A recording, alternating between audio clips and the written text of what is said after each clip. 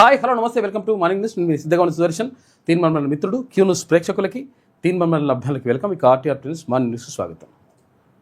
మొత్తం మీద నిన్న మనం అనుకున్నట్టుగానే చాలా రోజుల నుంచి కూడా దీని మీద చర్చ జరుగుతూ ఉంది. ఏమైంది? తెలంగాణలో 7 రాజ్యసభ స్థానాలు ఉంటే, అంటే ఎంపీలు ఉంటే, రాజ్యసభ ఎంపీలు ఉంటే అందులో ఇప్పటికే మొత్తం కూడా అగ్రవర్ణాలకే కేటాయిస్తూ ఉన్నారు. బీసీలకు ఉన్నాయి, తర్వాత ఇప్పుడు ఎస్సీ ఎస్టీలకు అయితే అసలే లేవు, మైనార్టీలకు లేవు అని చెప్పేసి మనం అనుకున్నాం. 2 ఖాళీ అయినాయి.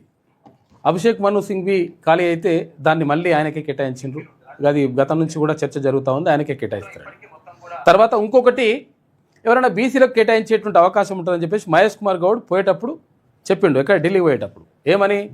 4 బీసీలు ఉన్నారు అందులో, ఏది 14 మందో 16 మందో లిస్ట్ ఇచ్చినాం, ఆ లిస్టులో 4 ఉన్నారు, మ్యాక్సిమం అవకాశం ఉంటుందని చెప్పిండు.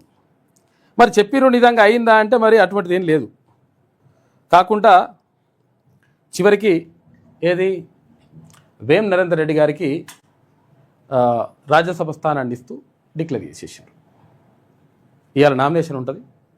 ఇక ఆటోమేటిక్గా బీఆర్ఎస్ నేను ఓటింగ్లో పాల్గొన్నానని చెప్తుంది కాబట్టి ఏకగ్రీవం అయ్యేటువంటి అవకాశం కూడా ఉంటుంది. ఏది ఏమైనప్పటికీ గతం నుంచి కూడా, అంటే కాంగ్రెస్ పార్టీలో బాగా మోస్ట్ సీనియర్ నేతగా ఉన్నటువంటి వి హనుమంతరావు, విహెచ్ కానీ, ఆ తర్వాత ఇప్పుడు రాజ్యసభ స్థానాన్ని వదులుకున్నాడు. ఎక్కడ? బీఆర్ఎస్ పార్టీ నుంచి కాంగ్రెస్ పార్టీకి వచ్చిన తర్వాత రాజ్యసభ స్థానాన్ని వదులుకున్నాడు కె కేశవరావు కానీ, లేకపోతే ఇంకో కొంతమంది నాయకులు కానీ. చాలామంది పేర్లు వినిపించినాయి. తర్వాత ఇక్కడ మహిళా కమిషన్ చైర్మన్ నేరళ్ళ శారద పేరు కూడా వినిపించింది. ఇక్కడ రకరకాలుగా వినిపించినా కానీ ఇక్కడ బీసీలకు అవకాశం లేదు. తర్వాత ఇక్కడ ఎస్సీ ఎస్టీ మైనార్టీలకు కూడా అవకాశం లేకుండా మొత్తం మీద వేం నరేందర్ రెడ్డి గారిని ఏది రాజ్యసభ స్థానాన్ని ఇస్తూ డిక్లేర్ చేసేసిండ్రు. నిన్న ముఖ్యమంత్రి, తర్వాత ఇక్కడ టీపీసీసీ అధ్యక్షుడు మహేష్ కుమార్ గౌడ్ ఇద్దరు కలిసి ఢిల్లీకి పోయినరు. ఢిల్లీకి వేసి డిక్లేర్ చేసుకొని వచ్చిండ్రు. అయితే ఏం జరుగుతూ ఉందంటే, నామినేటెడ్ పోస్టులలో ఏమన్నా ఇస్తారా అంటే, ఇవేంది ఇప్పుడు ఎవరికి ఇవ్వాలంటే వాళ్ళకి ఇవ్వచ్చు, దీంట్లో రిజర్వేషన్లు ఏం అవసరం లేదు. కానీ విషయం ఏంటంటే అట్లా ఉండదన్నమాట లెక్క.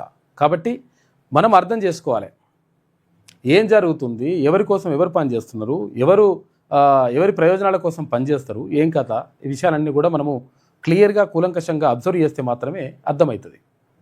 అదొక కథ అట్లా నడుస్తూ ఉంది. తర్వాత ఇక్కడ ఇరాన్ పైన ఇజ్రాయెల్ తర్వాత అమెరికా దాడులకు తెగబడతా ఉందనేటువంటి ఆరోపణలు వస్తూ ఉన్నాయి.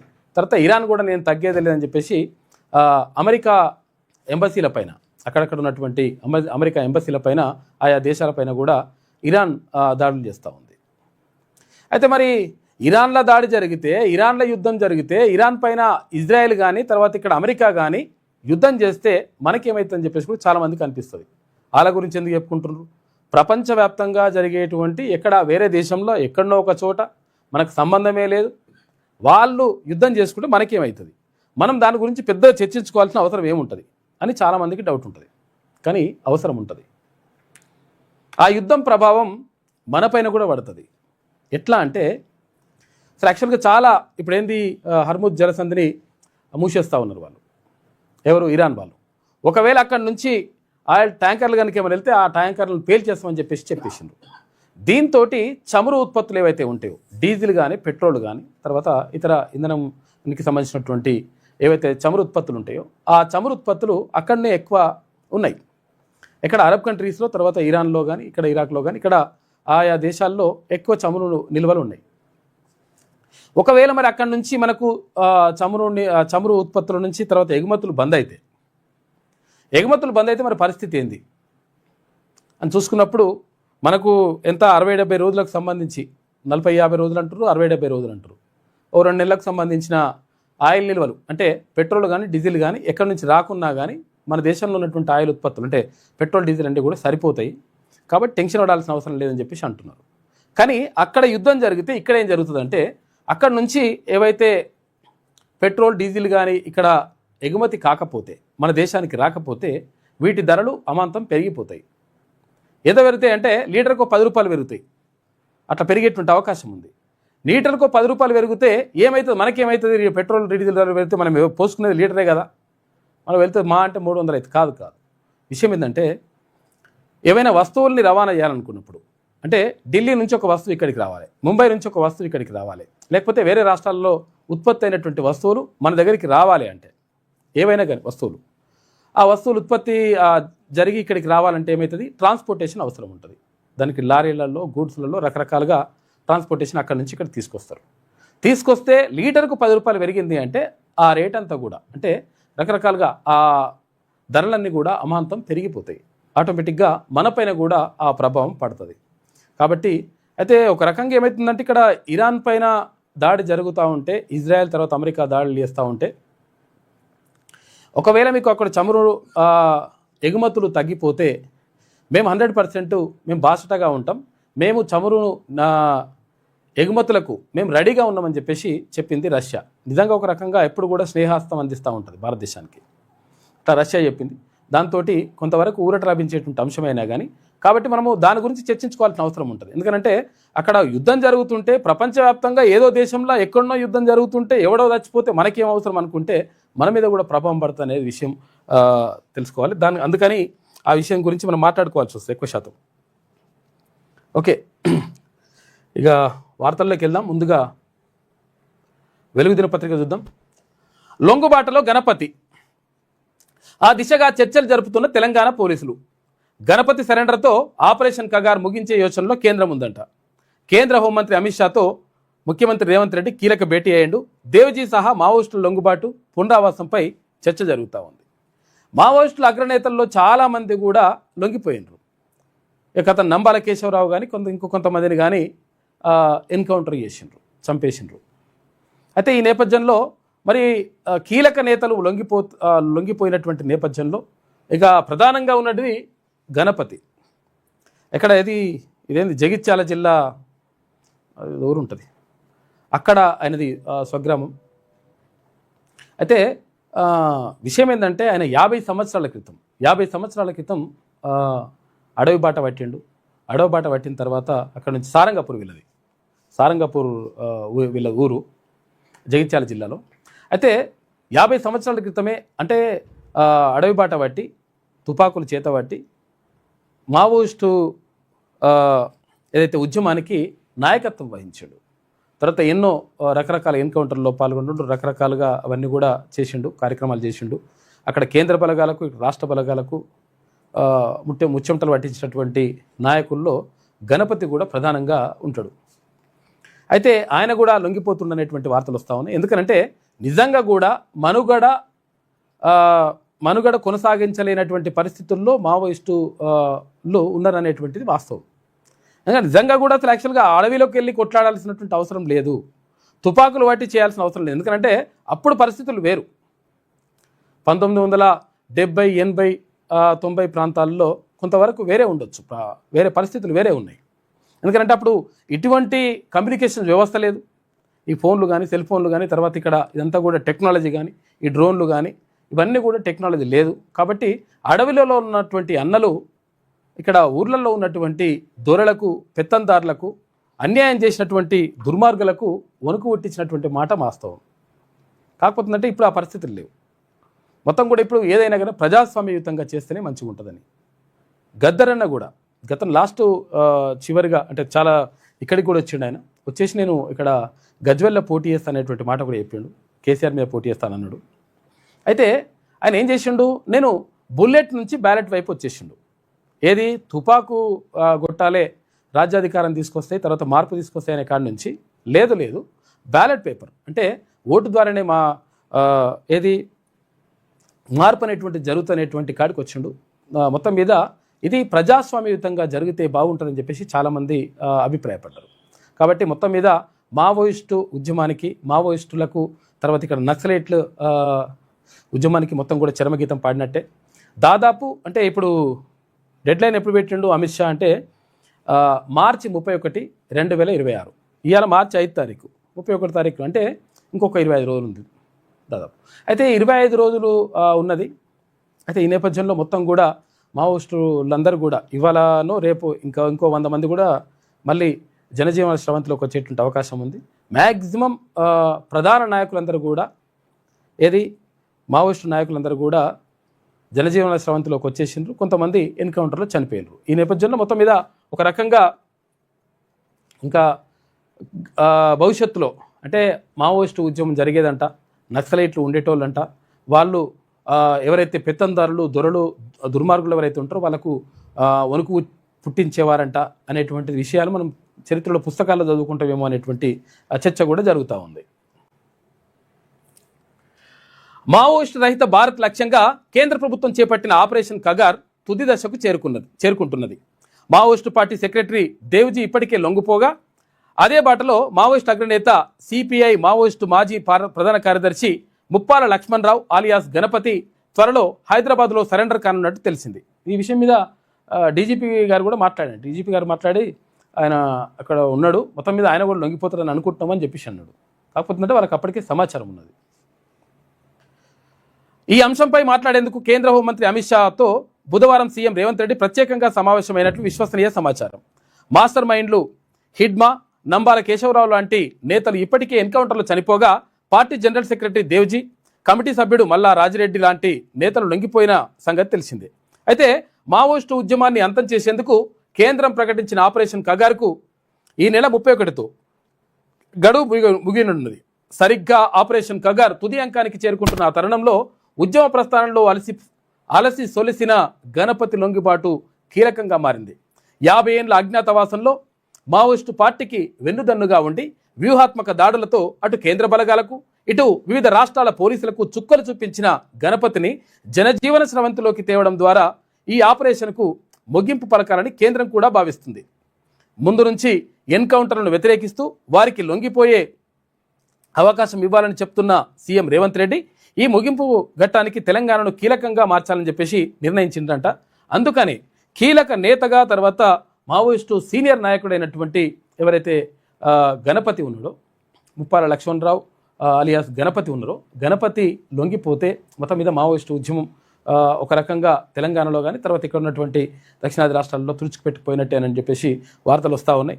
ఆయనతో పాటు ఇంకా కొంతమంది కూడా లొంగిపోయే అవకాశం ఉందంట. నేడో రేపు మరో 50 మంది, ఇవాళనో రేపో మరికొంతమంది మావోయిస్టులు లొంగిపోనున్నట్లు పోలీస్ వర్గాల ద్వారా తెలిసింది. దాదాపు 50 మంది మావోయిస్టులు తెలంగాణ పోలీసుల ముందు లొంగిపోనున్నారు. ఇందులో సుమారు 10 మంది వరకు తెలంగాణ వారు కాగా మిగిలిన వారంతా ఛత్తీస్గఢ్, మహారాష్ట్ర, ఒడిస్సా, ఇతర ప్రాంతాల వారు ఉన్నట్లుగా చెప్తున్నారట. కాంగ్రెస్ ప్రభుత్వం అధికారంలో ఉండడం వల్లే వీరంతా తెలంగాణలో లొంగిపోవాలని నిర్ణయించుకున్నట్లుగా తెలుస్తున్నదని చెప్పేసి అంటారు. ఎందుకు తెలంగాణలో లొంగిపోవాలనుకుంటున్నారు? వేరే రాష్ట్రాల్లో లొంగిపోవచ్చు కదా. అంటే తెలంగాణలో కాంగ్రెస్ ప్రభుత్వం ఉన్నది కాబట్టి కొంతవరకు మావోయిస్టులకు అనుకూలంగా ఉండే అవకాశం ఉంది. తర్వాత వీళ్ళని చంపాలనేటువంటి ఉద్దేశం ఉండకపోవచ్చు అనేటువంటి భావనతోటి ఇక్కడ తెలంగాణలో లొంగిపోవాలని చెప్పేసి మావోయిస్టులు భావిస్తారట. లేకపోతే వేరే దగ్గర అయితే అవకాశం ఉంటే లొంగిపోయే అవకాశం ఇవ్వచ్చు, లేకపోతే కాల్చి చంపేటువంటి అంటే ఎన్కౌంటర్ చేసేటువంటి ప్రమాదం కూడా ఉంటుంది కాబట్టి ఇక్కడ లొంగిపోవాలని చూస్తున్నారట.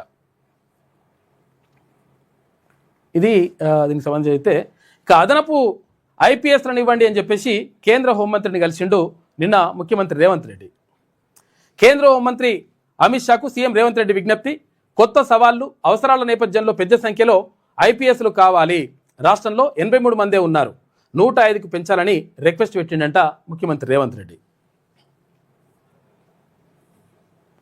ఇగో చూసారు కదా, మనం ఎన్ని రోజుల నుంచి అనుకుంటా ఉన్నాం, మెల్లగా చర్చ జరుగుతూ ఉంది. మొత్తం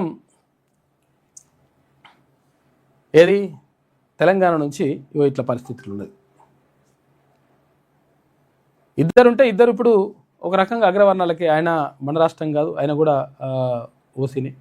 తర్వాత ఇప్పుడు వేం నరేందర్ రెడ్డి గారు, ఇద్దరికి రాజ్యసభ ఖరారు చేసేసారు, ఓకే చేసి పడేసారు. రాజ్యసభకు సింఘ్వి, వేం నరేందర్ రెడ్డి ఖరారు చేసిన కాంగ్రెస్ హైకమాండ్ ఇవాళ నామినేషన్లు వేస్తారు. హాజరు కానున్న సీఎం రేవంత్, పిసిసి అధ్యక్షుడు మహేష్ కుమార్ గౌడ్, పలువురు మంత్రులు. నరేందర్ రెడ్డి ఖరారుతో మాట నెగ్గించుకున్న సీఎం. ఎందుకంటే ఇక్కడ వేం నరేందర్ రెడ్డి ముఖ్యమంత్రి రేవంత్ రెడ్డికి అత్యంత సన్నిహితుడు. ఓటుకు నోటు కేసు కూడా సంబంధించి కూడా వేం నరేందర్ రెడ్డి గారిని అప్పుడు ఎమ్మెల్సీ చేయడానికే ఈ ఓటుకు నోటు కేసు జరిగిందనేటువంటిది కూడా ఉన్నది. దీంతో మొత్తం కూడా వాళ్ళిద్దరూ చాలా మంచి స్నేహంగా ఉంటారు, దగ్గర వాళ్ళు. ఈ నేపథ్యంలో ఎవరికి ఇవ్వాలి ఇక్కడ రాజ్యసభ అని చెప్పేసి అనుకుంటే వేం నరేందర్ రెడ్డికి ఇవ్వాలని చెప్పేసి ముఖ్యమంత్రి పట్టుబట్టి లో ఉన్నటువంటి అంటే అక్కడ కేంద్ర కమిటీతో మాట్లాడి ఏఐసిసితో మాట్లాడి మొత్తం మీద తన స్నేహితుడు తర్వాత దగ్గరవాడైనటువంటి వేం నరేందర్ రెడ్డికి ముఖ్యమంత్రి ఇప్పించుకునేటువంటి చర్చ జరుగుతూ ఉంది. రాష్ట్రం నుంచి రాజ్యసభకు కాంగ్రెస్ అభ్యర్థులుగా ఆ పార్టీ సీనియర్ నేత, ప్రముఖ న్యాయవాది, సిట్టింగ్ రాజ్యసభ సభ్యుడు అభిషేక్ మను సింఘ్వీతో పాటు రాష్ట్ర ప్రభుత్వ సలహాదారు వేం నరేందర్ రెడ్డి పేర్లను పార్టీ హైకమాండ్ ఖరారు చేసింది. ఈ మేరకు బుధవారం రాత్రి ప్రకటన విడుదల చేసింది. మెజార్టీ లేకపోవడంతో ఈ ఎన్నికలకు తాము దూరంగా ఉంటామని బీఆర్ఎస్ ప్రకటించింది. దీంతో వీరిద్దరిది ఏకగ్రీవం లాంఛనం కానున్నది. 2 రోజులుగా రాజ్యసభ అభ్యర్థుల ఎంపిక విషయంలో అటు పీసీసీ నాయకత్వం ఇటు హైకమాండ్ మధ్య చర్చోపచర్చలు జరిగినాయట. చర్చోపచర్చలు జరగడం ఏముండదు, ఇక నేను పెట్టేసేయాలంటే పెట్టేసుకుంటారు అట్లా మన వాళ్ళు అనుకుంటే వాళ్ళు. ఇక మొదటి నుంచి ఒక సీటు విషయంలో కాంగ్రెస్ హైకమాండ్ పూర్తి క్లారిటీతో ఉంది. రాష్ట్రం నుంచి రాజ్యసభకు సిట్టింగ్ మెంబర్గా ఉన్న సింఘ్వీకి తిరిగి రెన్యువల్ కావడం ఖాయమని తేలడంతో 2వ సీటు విషయంలోనే అందరిలో ఉత్కంఠ నెలకొన్నది. ఈ సీటు కోసం రాష్ట్రంలోని 16 మంది పార్టీ సీనియర్లు పీసీసీకి దరఖాస్తు చేసుకున్నారట. దరఖాస్తు చేసుకుంటే మనోళ్ళు కూడా ఉన్నారని చెప్పిండు ఎవరు, మహేష్ కుమార్ గౌడ్. అప్పుడు కూడా ఎట్టి పరిస్థితుల్లో 42% రిజర్వేషన్ తోటే ఎన్నికలు పెడతాం ఎన్నికలలో ఉంటామని చెప్పేసి మహేష్ కుమార్ గౌడ్ అన్నాడు. అటు ముఖ్యమంత్రి కూడా అన్నాడు. అప్పుడు అది లేకుంటే కథం చేసేసిండు. ఇప్పుడు ఇది కూడా 4 ఉన్నారు, మనోళ్ళే ఉన్నారు అని చెప్పేసి చెప్తే ఇది కూడా కథం కార్యక్రమం అయిపోయింది. ఇట్లా జరుగుతుంటుంది అనమాట. ఇరాన్ యుద్ధ నౌక పేల్చివేత. ఎక్కడ ఇరాన్ యుద్ధ నౌక ఇక్కడ విశాఖపట్నం వచ్చిండ్రు. ఎందుకంటే వాళ్ళు ప్రత్యేకంగా ప్రదర్శన ఉంటుంది కదా, ఆ ప్రదర్శన కోసం అని చెప్పేసి వాళ్ళు తీసుకొస్తే తర్వాత వెళ్తుంటే శ్రీలంక దగ్గర పేల్చేసిరట అమెరికా. శ్రీలంక దక్షిణ తీరంలో అమెరికా మెరుపు దాడి, 87 మంది చనిపోయారు, 61 మంది గల్లంతు అయిన వాళ్ళు కూడా ఇంకా గ్యారంటీ లేదు, ఎందుకంటే సముద్రంలో ఏముంటుంది లెక్క. 32 మందిని కాపాడిన శ్రీలంకన్ నేవీ. ఇటు ఇండియా నుంచి ఇరాన్ తిరిగి వెళ్తుండగా సబ్మెరైన్తో అటాక్ చేసిరట. అమెరికా చేసింది. ఇక 5వ రోజు దద్దరిల్లిన పశ్చిమాసియా. ఇటు ఇరాన్, ఇజ్రాయెల్, అమెరికా మధ్య భీకర దాడులు జరుగుతున్నాయి. ఇరాన్ కొత్త సుప్రీం లీడర్గా ముస్తఫా ఖమేనీ, మన చనిపోయింది కదా వాళ్ళ కొడుకు అనమాట, మనోడు ఖమేనీ కొడుకు. ఇజ్రాయెల్ దాడుల భయంతో ఖమేనీ అంత్యక్రియలు వాయిదా వేసిరట. ఇక ఇరాన్లో 1045కు పెరిగిన మృతుల సంఖ్య అని చెప్పేసి ఒక వార్త కనిపిస్తూ ఉంది. మొత్తం మీద దాడులు, ప్రతి దాడులు, తర్వాత బాంబులు, వర్షంతో మొత్తం కూడా బీతిల్లుతూ ఉంది అక్కడ ఇరాన్. అమెరికా ఇజ్రాయెల్తో యుద్ధంలో ఇరాన్కు మరో గట్టి ఎదురుదెబ్బ తగిలింది. ఇండియా నుంచి స్వదేశానికి తిరిగి వెళ్తున్న ఇరాన్ అత్యాధునిక యుద్ధ నౌక IRIS దేనాను హిందూ మహాసముద్రంలో అమెరికా ముంచేసింది. సముద్ర గర్భంలో సైలెంట్గా సబ్మెరైన్ నుంచి టర్పెడోతో అటాక్ చేసి పేల్చేసిందట. అమెరికా దాడి సమయంలో యుద్ధ నౌకలో 180 మంది సిబ్బంది ఉండగా 87 మంది మృతి చెందారు. 32 మందిని శ్రీలంక నేవీ కాపాడగా మరో 61 మంది గల్లంతయ్యారట. బుధవారం ఉదయం శ్రీలంకకు దక్షిణాన గలే నగరం వద్ద తీరానికి 40 నాటికల్ మైళ్ళ దూరంలోని ఇంటర్నేషనల్ జలాల్లో ఈ దాడి జరిగిందట. ఇరాన్ యుద్ధ నౌకను తామే పేల్చేశామని అమెరికా రక్షణ మంత్రి పీట్ హెగ్సెత్ ప్రకటించారు. దీనిని ఆయన క్వైట్ డెత్ అంటే నిశ్శబ్ద మరణం అని అభివర్ణించారు. 2వ ప్రపంచ యుద్ధం తర్వాత అమెరికా ఒక శత్రు దేశపు నౌకను టార్పెడో అంటే నీటి అడుగున ప్రయోగించే మిస్సైల్తో ముంచేయడం ఇదే మొదటిసారట. కాగా ఇరాన్ నౌక పేలిపోయి మునిగిపోతుండగా సబ్మెరైన్ పెరిస్కోప్ ద్వారా తీసిన బ్లాక్ అండ్ వైట్ వీడియోను అమెరికా విడుదల చేసింది. దూరంగా ఉన్న ఇరాన్ నౌక టార్పెడో తగలగానే భారీ పేలుడుతో ముక్కలై మునిగిపోవడం ఆ వీడియోలో స్పష్టంగా కనిపించిందని చెప్పేసి ఒక వీడియో కూడా విడుదల చేసింది. ఇట్లా వేల్చేసినామని శాంతి బహుమతి ఇవ్వాలంట ఎవరికి, ఇప్పుడు ఇంకా ట్రంప్కు శాంతి బహుమతి ఇవ్వాలంట. ఇట్లా పేల్చేస్తుంటాడు, కూల్చేస్తుంటాడు, చంపేస్తుంటాడు. ఇరాన్పై ఇక 3rd వేవ్ దాడులు. యుద్ధంలో ఇరాన్ను ఇప్పటికే కోలుకోలేని దెబ్బతీశాం. అయతుల్లా అలీ ఖమేనీ తర్వాత ఇరాన్ను పరిపాలించే స్థాయిలో ఉన్న లీడర్లందరినీ అమెరికా, ఇజ్రాయెల్ బలగాలు హతమారుస్తున్నాయి. ఇరాన్పై మా తొలి దాడిలోనే 49 మంది కీలక నాయకులు చనిపోయారు. బుధవారం కొత్త లీడర్లను ఎన్నుకోవడానికి ఇరాన్ పెద్దలు మీటింగ్ పెట్టుకుంటే ఆ మీటింగ్ జరుగుతున్న భవనం మీద కూడా మా బలగాలు బాంబులు వేశాయి. ఖమేనీ తర్వాత లీడర్లుగా ఎవరెవరు పగ్గాలు చేపట్టవచ్చని అనుకున్నామో వాళ్ళందరినీ చంపేశాం. ఖమేనీ స్థానంలోకి ఇకపై వచ్చే కొత్త వాళ్ళను కూడా వదలం. ఇరాన్పై ఇక త్వరలోనే థర్డ్ వేవ్ అంటే 3వ దశ దాడులు కూడా మొదలవుతాయని చెప్పేసి డొనాల్డ్ ట్రంప్ చెప్తుండే. మొత్తం మీద ఇక్కడ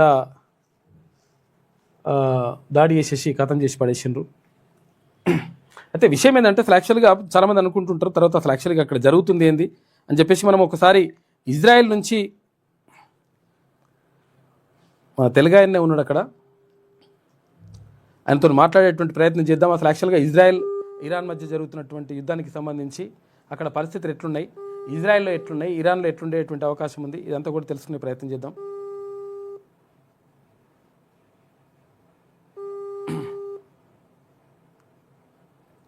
ఫోన్ రింగ్ అవుతుంది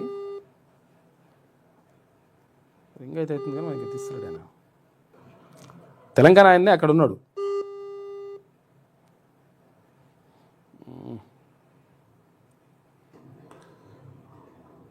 గంగాధర్ బానాళ అని చెప్పేసి అక్కడ ఉన్నాడు, ఇజ్రాయెల్లో ఉన్నాడు. ఆయనతో మాట్లాడే ప్రయత్నం చేద్దాం. ఎందుకంటే ఎట్లుంది అసలు యాక్చువల్గా ఇరాన్లో ఎట్లుంది, ఇరాక్లో ఎట్లుంది అది తెలుసుకునే ప్రయత్నం చేద్దాం. రింగ్ అవుతుంది కానీ ఎత్తలేడు.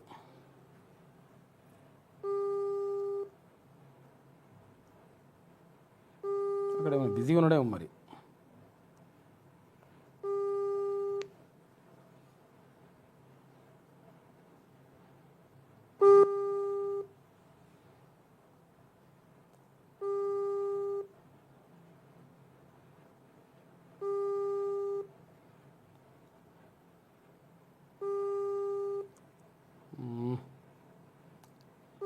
లైన్లోకి వస్తే విషయం ఏంటంటే అక్కడ ఇరాన్లో ఏం జరుగుతుంది, ఇజ్రాయెల్లో ఏం జరుగుతుంది, ఇజ్రాయెల్ ఉంటాడినా ఇజ్రాయెల్ ఏం జరుగుతుందో అక్కడ ఏమనుకుంటారు, పబ్లిక్ ఎట్లున్నారు, పరిస్థితి ఏంది, భారతీయులు సురక్షితంగా ఉన్నారా లేదా, వాళ్ళ యాక్చువల్గా ఇజ్రాయెల్ గవర్నమెంట్ ఏమనుకుంటుంది.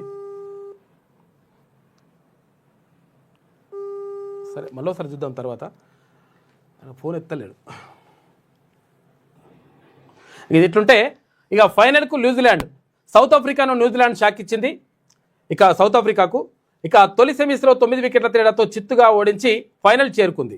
అయితే న్యూజిలాండ్ ఓపెనర్ పిన్ అలెన్ 33 బాల్స్లో సెంచరీ బాది T20 వరల్డ్ కప్లో ఫాస్టెస్ట్ సెంచరీ నమోదు చేసిండట. ఇక తొలుత సఫారీ టీం 20 ఓవర్లలో 8 వికెట్లు కోల్పోయి 169 రన్లు చేసింది. అయితే న్యూజిలాండ్ 12.5 ఓవర్లలోనే 1 వికెట్ కోల్పోయి 173 రన్స్ చేసి గెలిచింది అని చెప్పేసి ఒక వార్త కనిపిస్తూ ఉంది. మొత్తం మీద ఫైనల్కి వెళ్ళిపోయింది న్యూజిలాండ్. తర్వాత ఇప్పుడు ఇవాళ ఇంగ్లాండ్ తోటి ఇండియా మ్యాచ్ ఉంటుంది సెమీస్. T20 వరల్డ్ కప్లో భాగంగా గురువారం జరగనున్న అంటే ఇవాళ 2వ సెమీఫైనల్లో ఇంగ్లాండ్తో ఇండియా అమీతుమీ తేల్చుకోనుంది. గత 2 వరల్డ్ కప్ సెమీఫైనల్లోనూ ఈ 2 జట్లే తలపడగా ముచ్చటగా 3వసారి ఈ క్లాసిక్ పోరు రిపీట్ అవుతున్నదని చెప్పేసి ఒక వార్త కనిపిస్తూ ఉంది. ఏంది పరిస్థితి ఏమవుతుంది, నిజంగా ఈ సెమీస్లో ఎవరు నెగ్గుతారు ఎవరు పోతారు అనే విషయం మీద ఉత్కంఠగా ఉంది పరిస్థితి. రూపాయి ఆల్ టైమ్ లో పడిపోయింది రూపాయి. దేంతో డాలర్తో రూపాయి మారక విలువ మొత్తం కూడా పతనం అయిపోయింది. స్టాక్ మార్కెటే కాదు రూపాయి కూడా వరుస సెషన్లలో క్షీణిస్తున్నది. డాలర్తో మొదటిసారిగా 92 లెవెల్ను దాటి బుధవారం ఆల్ టైమ్ లోని నమోదు చేసింది. 56 పైసలు బలహీనపడి 92 రూపాయల 5 పైసలు పెడితే ఏది $1 అట. ఇంట్రాడే 92.35 పైసల వరకు కూడా జారిందని చెప్పేసి అంటున్నారు. $1 కావాలంటే ఎంత పెట్టాలి మన రూపాయిని, భారత కరెన్సీని ఎంత ఇవ్వాలంటే $92.35 ఇస్తే $1 అమెరికాది అంతుండే. అయితే గతంలో స్వాతంత్రానికి పూర్వం అమెరికా డాలర్ తర్వాత మన రూపాయి సేమ్ విలువ ఉండేనట. మన రూపాయి ఇస్తే వాళ్ళ డాలర్ ఇస్తుండే అట్లుంటుండే. అది ఇప్పుడు మన 92 రూపాయలు ఇస్తే వాళ్ళు ఒక $92.35 ఇస్తే వాళ్ళు $1 ఇస్తారు. అట్లున్నది లెక్క. సింగూరుకు తొందరగా రిపేర్లు చేయండి. NDSA నిబంధనల మేరకు పనులు జరగాలని చెప్పేసి మంత్రి ఉత్తమ్ కుమార్ రెడ్డి అంటుండు. జూన్ 26లోగా ప్రాజెక్టు కెనాల్స్ లైనింగ్ పనులు పూర్తి చేయాలి. ములుగు జిల్లాలో ప్రాజెక్టులు భూసేకరణకు 15 రోజులు అంచనాలు ఇవ్వాలి. రామప్ప, లక్నవరం, ఇంటర్లింకింగ్కు అదనపు నిధులు ఇచ్చేందుకు సిద్ధమని వెల్లడి. ఉమ్మడి మెదక్ ములుగు జిల్లాల ప్రాజెక్టులపై సెక్రటేరియట్లో మంత్రులతో కలిసి రివ్యూ నిర్వహించిండు ఎవరు? Uttam Kumar Reddy. National dam safety authority నిబంధనల మేరకు సింగూరు డ్యాంకు తొందరగా రిపేర్లు చేయాలని అధికారులను మంత్రులు ఉత్తమ్ కుమార్ రెడ్డి, వివేక్ వెంకటస్వామి, దామోదర్ రాజనరసింహ ఆదేశించారు. డ్యామ్ సేఫ్టీ పనుల కోసం టెక్నికల్ కమిటీని ఏర్పాటు చేయాలని సూచించారు. ఇక బుధవారం సెక్రటేరియట్లో ఉమ్మడి మెదక్ జిల్లాలోని ఇరిగేషన్ ప్రాజెక్టులపై సమీక్ష నిర్వహించారు. దాంతోపాటు మంత్రి ఉత్తమ్, మంత్రులు సీతక్క, పొంగులేటి శ్రీనివాసరెడ్డితో కలిసి ములుగు జిల్లాలోని ప్రాజెక్టులపైన రివ్యూ చేశారు. ఆందోళన నియోజకవర్గంలో 40,000 ఎకరాలకు సాగునీరు అందించే పెద్దారెడ్డి లిఫ్ట్ ఇరిగేషన్ స్కీమ్ డిపిఆర్లను వేగంగా రూపొందించాలని, ఉగాదిలోపు ప్రాజెక్టు పనులకు శంకుస్థాపన చేయాలని చెప్పేసి కూడా మంత్రులను ఆదేశించారట. మొత్తం మీద ప్రాజెక్టుల మీద పడరు. ప్రాజెక్టులను వాడి మంచి నిజంగా కంప్లీట్ చేస్తే మంచిగా ఉంటుంది, కానీ తక్కువ ధరకు చేస్తే మంచిగా ఉంటుంది, కానీ లేదు అట్లా వేరే ఉంటుంది లెక్క. పూటకు ఐఏఎస్ ఐపీఎస్లను మార్చడం ఏంది అని చెప్పేసి హరీష్ రావు అడుగుతున్నాడు. రేవంత్కు పాలనపై పట్టు రావట్లే అని చెప్పేసి హరీష్ రావు అంటున్నాడు. ఇక సగటున 6 నుంచి 8 నెలలకు ఒకసారి హెచ్ఓడీలను మారుస్తున్నారు.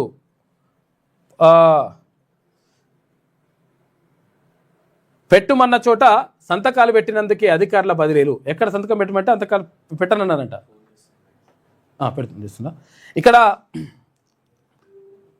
హలో, గుడ్ మార్నింగ్ అన్న, నేను సుదర్శన్. నమస్తే. మీరు లైవ్లో ఉన్నారు ఇప్పుడు. హలో. అయితే ఇప్పుడు ఇక్కడ ఇరాన్ తర్వాత ఇజ్రాయెల్ అమెరికా యుద్ధానికి సంబంధించి అసలు ఇజ్రాయెల్లో పరిస్థితులు ఎట్లున్నాయి, నిజంగా అక్కడ ప్రజలు ఏమనుకుంటున్నారు, ఇక్కడ నిజమో చాలా భయాందోళనలు ఉన్నాయి కొంతమందికి. ఏమైందంటే తెలంగాణ వాళ్ళు కానీ లేకపోతే భారతీయులు కానీ అక్కడ ఇరాన్లో ఉన్నారు, కొంతమంది ఇజ్రాయెల్లో ఉన్నారు, కొంతమంది గల్ఫ్ దేశాలలో ఉన్నారు. అక్కడక్కడ బాంబులు వేస్తున్నారు. దీంతో పరిస్థితి ఏంటి అని చెప్పేసి ఒక ఆందోళన ఉంది. నిజంగా ఏం జరుగుతుంది అక్కడ అనొచ్చు? ఇక్కడ మేము సేఫ్ ఉన్నాం, ఇజ్రాయెల్లో ఉన్నాం. మేము, నా పేరు బాణాలగా కాదు అన్న. అంకాపూర్ గ్రామం, అది ఆర్మల్ మండల్, నిజామాబాద్ డిస్ట్రిక్ట్. 10 సంవత్సరాల నుంచి ఉన్నాను నేను ఇజ్రాయెల్ తెలంగాణ అసోసియేషన్ అధ్యక్షుడిగా ఎన్నుకోబడ్డా సెప్టెంబర్ లో. సుమారు 2,500 మంది వరకు ఉన్నాం ఇక్కడ. 2,000 నుంచి 2,500. ఇప్పుడు నిజంగా అసలు యాక్చువల్గా అంటే కొంతమంది ఏమంటారంటే ఇజ్రాయెల్ ఇరాన్ యుద్ధం అయితే జరుగుతున్నది, అమెరికా అంటే ఇజ్రాయెల్కి సపోర్ట్ చేస్తున్నది. అయితే సపోర్ట్ చేస్తుంటే తర్వాత కొన్ని దేశాలు కూడా, బ్రిటన్ కానీ ఫ్రాన్స్ కానీ తర్వాత కొన్ని దేశాలు కూడా ఏది మళ్ళీ అమెరికా ఇజ్రాయెల్కి సపోర్ట్ చేస్తుంది అని చెప్పేసి అంటున్నారు. నిజంగా అసలు యాక్చువల్గా ఇరాన్ పైన యుద్ధానికి ప్రధాన కారణం ఏమై ఉంటుందన్న? ఇరాన్ పైన యుద్ధానికి వాళ్ళు రూపొందించి వాళ్ళు ఏర్పాటు చేసుకుంటున్న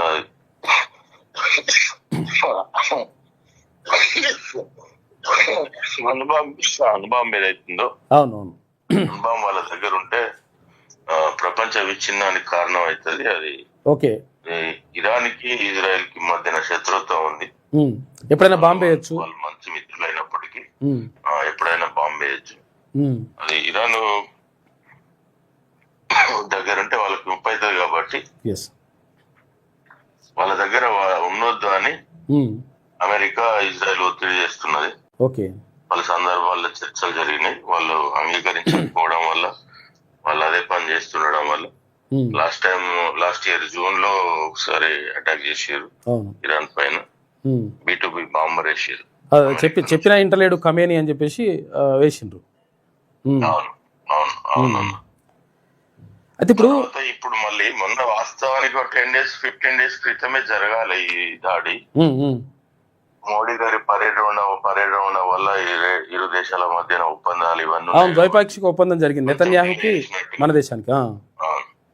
అవును, అప్పుడు జరగకుండా ఒక వారం డిలే, 10-15 days డిలే చేసిరు. ఆల్రెడీ ఇక్కడ మేము వర్క్ చేస్తున్నాం కాబట్టి వాళ్ళు చెప్తానే ఉన్నారు దాడి జరిగే అవకాశం ఉంది 2 weeks నుంచి. వార్ స్టార్ట్ అవుతుంది. అక్కడ పేపర్లు అట్లా వస్తుందా, మీడియాలో ఇట్లా? అంటే ఇప్పుడు మీడియాలో మేము వర్క్ చేస్తాం కదా ఇక్కడ, చాలా బ్రిలియంట్ పీపుల్ వీళ్ళు. వాళ్ళు ముందుగానే చెప్తారని, వాళ్ళకున్న అవగాహన మీడియాలో రావడం అన్ని రకాలుగా. ఇప్పుడు ఈ ఇరాన్ లో ఉన్న వాళ్ళ పరిస్థితి ఎట్లుందని చెప్పేసి అనుకుంటారా? అంటే ఇప్పుడు మనము ఇజ్రాయెల్ అయితే సేఫ్, మేము మాకేం ప్రాబ్లం లేదని.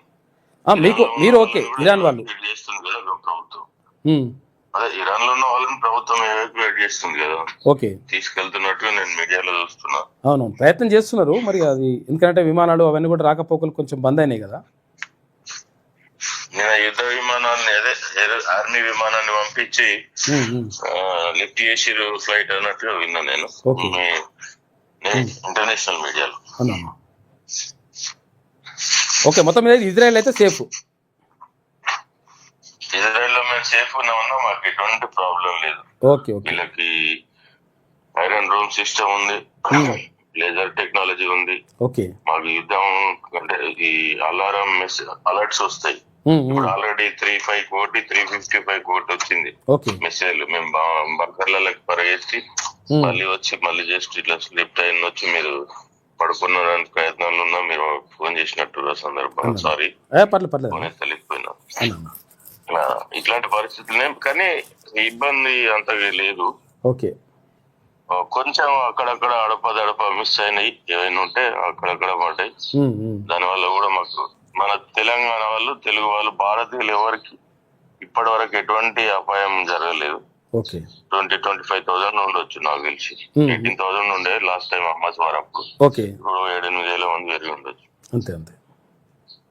ఓకే అన్న, థ్యాంక్ యూ. ఇంకేమైనా చెప్తారా? థ్యాంక్ యూ సో మచ్ అన్న. ద్వారా చెప్పాలనుకున్నది ఏంటంటే అన్న, చెప్పండి. మీడియాలో కొంచెం దుష్ప్రచారం జరుగుతుంది కొన్ని ఛానల్స్ లో, ప్రింట్ మీడియా గానీ ఎలక్ట్రానిక్ మీడియాలో గానీ. నెతన్యాహు ఇంటి పైన దాడి జరిగింది, ఆయన క్వశ్చన్ మార్క్ పెడుతూ వార్తలు బులెటిన్లు ఇవ్వడం, ఇట్లా వార్తలు రాయడం గానీ ప్రసారం చేయడం గానీ, అసలు ఇక్కడ ఎవరి పైన కూడా ఏం దాడి జరగలే. అంత సేఫ్, అందరం సేఫ్ ఉన్నాం. అంత సీన్ లేదు ఇక్కడ. మీడియాలో వస్తున్న వార్తలన్నీ తప్పుడు ప్రచారం, ఫేక్ న్యూస్, అదంతా ఫాల్స్ ప్రాపగండా.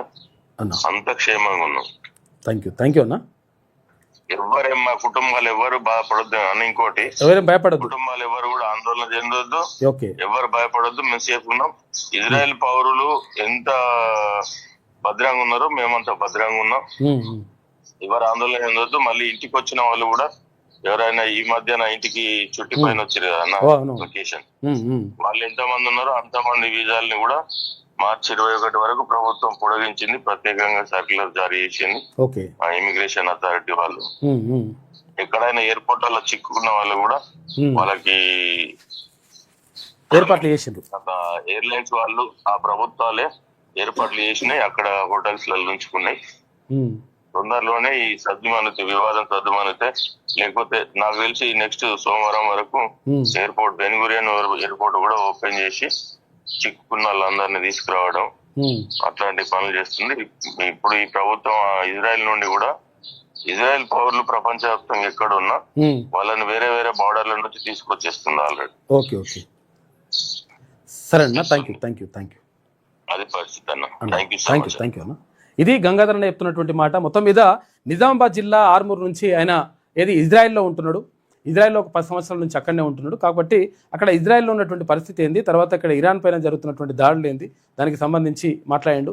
అయితే ఇజ్రాయెల్లో అందరం కూడా, అంటే ఇక్కడ తెలంగాణ వాళ్ళు కానీ తర్వాత భారత్ నుంచి వెళ్ళినటువంటి వాళ్ళందరూ కూడా క్షేమంగా ఉన్నారు, ఎటువంటి టెన్షన్ ఏం లేదు.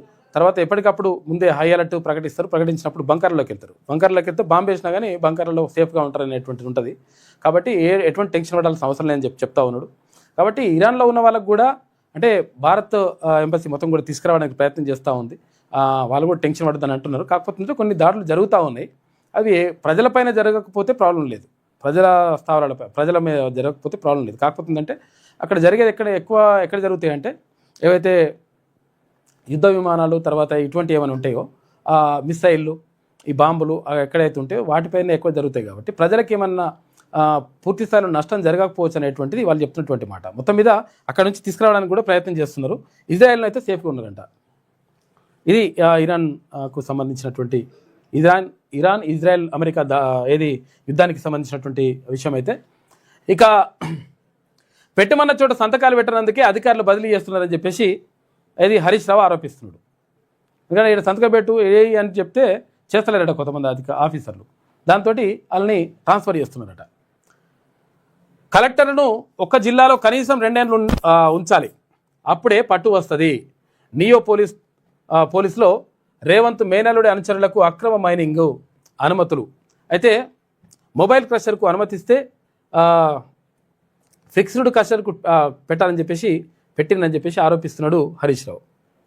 రాష్ట్రంలో పూటకు ఐఏఎస్ ఐపీఎస్లను మార్చేస్తున్నారని మాజీ మంత్రి హరీష్ రావు అన్నారు. కాంగ్రెస్ అధికారంలోకి వచ్చినప్పటి నుంచి 5 సార్లు ఐఏఎస్ ఐపీఎస్ల బదిలీలు చేపట్టారని తెలిపారు. సగటున 6 నుంచి 8 నెలలకోసారి హెచ్ఓడీలను మారుస్తున్నారని, దీనివల్ల పాలన కుంటుపడుతున్నదని అన్నారు. రేవంత్కు రాష్ట్రాన్ని పాలించడం చేతకావడం లేదని విమర్శించారు.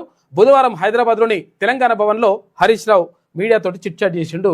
మొత్తం మీద పూటకు మారుస్తూ ఉన్నారు అని చెప్పేసి అంటున్నాడు. వీళ్ళు సంతకం పెట్టమంటే పెడతలేరట, పెట్టకపోతేనే మారుస్తున్నారని అంటున్నాడు ఆయన. ఎందుకంటే మరి వాళ్ళు కూడా అట్లా చేసి లేపాడు. ఎందుకంటే గతంలో వాళ్ళు బీఆర్ఎస్ అధికారంలో ఉన్నప్పుడు ఎవరైనా ఐఏఎస్ ఆఫీసర్ కానీ ఐపీఎస్ ఆఫీసర్ కానీ ఒకవేళ సంతకం పెట్టకపోతే నడువు అన్నారేమో. మరి జిహెచ్ఎంసీ అప్పులు చెల్లింపునకు సర్కార్ రెడీ. కొత్త కార్పొరేషన్లకు అప్పులు పంపడానికి 4,876 కోట్ల రూపాయలు చెల్లించనున్న ప్రభుత్వం అని చెప్పేసి ఒక వార్త కనిపిస్తూ ఉంది. ఇక వాట్సాప్లో 10th హాల్ టికెట్లు ఇవాళ నుంచి మొబైల్ వెబ్సైట్లో అందుబాటులోకి వస్తాయంట, వెబ్సైట్లో పెడతారంట. కాబట్టి ఎవరైనా కావాలనుకుంటే 10th హాల్ టికెట్ని మీరు డౌన్లోడ్ చేసుకోవచ్చు. ఇప్పుడు ఈజీగా ఉంటుంది అన్నమాట. ఇక గతంలో ఇట్లా లేకుంటుండే, గ్యారంటీ స్కూల్కి పోవాలి హాల్ టికెట్ తీసుకోవాలంటుండే.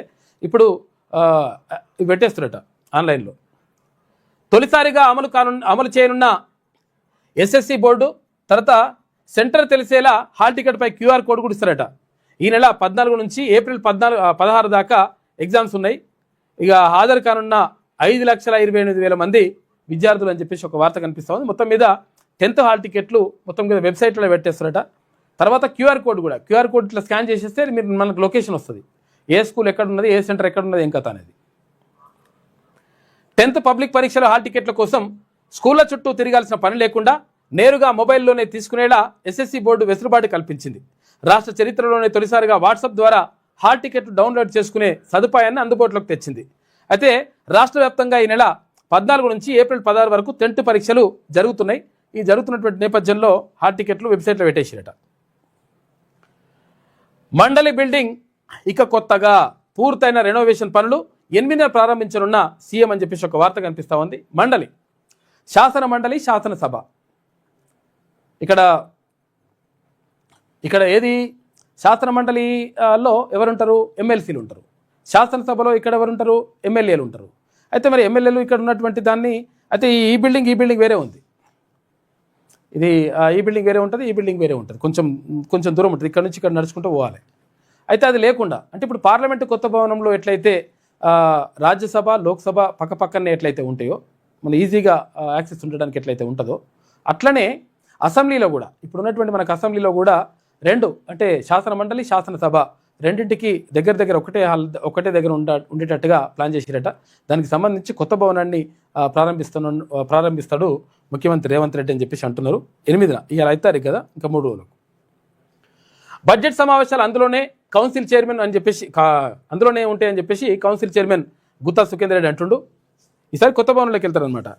30 కోట్లతో ఏడాదిన్నరలో కొత్త రూపు, అసెంబ్లీలో తెలంగాణ తల్లి విగ్రహం ఏర్పాటు చేస్తారట. ఇక 12 అడుగుల ఎత్తు ఉంటుందంట, కింద 8 అడుగులు ఇది మిద్దె ఉంటుందంట. వీలైతే ఈ నెల 8నే ప్రారంభోత్సవం. ఆదర్శ్ నగర్లో 9 ఎకరాల్లో కాన్స్టిట్యూషన్ క్లబ్ నిర్మాణం. ఇటు బడ్జెట్ సెషన్ తర్వాత పార్లమెంట్ తరహాలో సెంట్రల్ హాల్ పనులు ప్రారంభిస్తామని చెప్పేసి వెల్లడించారు. మొత్తం మీద ఇక్కడ అసెంబ్లీ ఏది శాసనసభ శాసన మండలి వేరువేరుగా ఉన్నాయి. ఇప్పుడు కొంచెం భవనాలు ఇప్పుడు దాన్ని ఒక దగ్గర చేస్తారట.